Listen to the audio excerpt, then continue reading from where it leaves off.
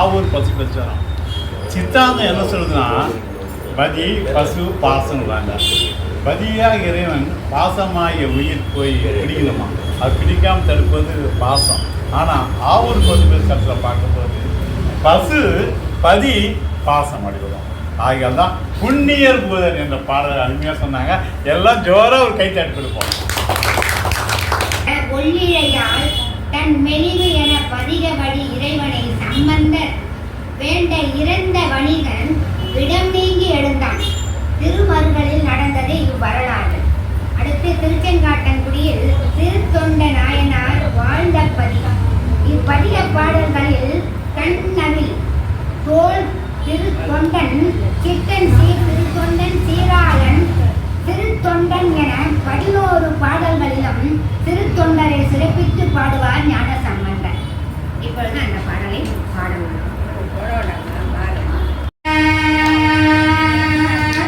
அங்கமும் வேதமும் ஓதும் நாவலர் அந்தணர் நாளும் அடிபரவ.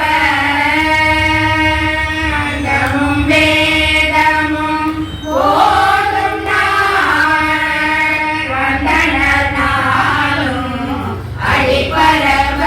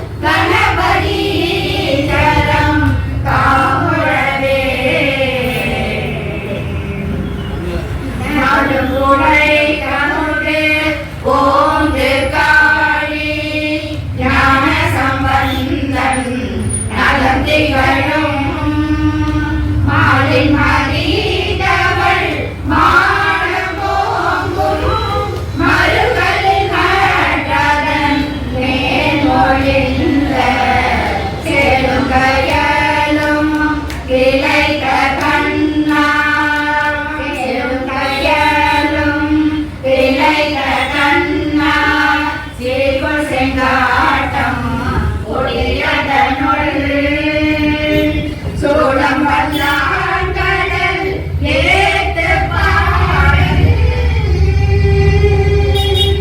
சூடம் வல்லான் கடல் ஏத்து பாடல் சொல்ல வல்லாவினை இல்லையாமே சூடம் வல்லான் கடல் ஏத்து பாடல் சொல்ல வல்லாவினை இல்லையாமே சொல்ல வல்லாவினை இல்லையாமே.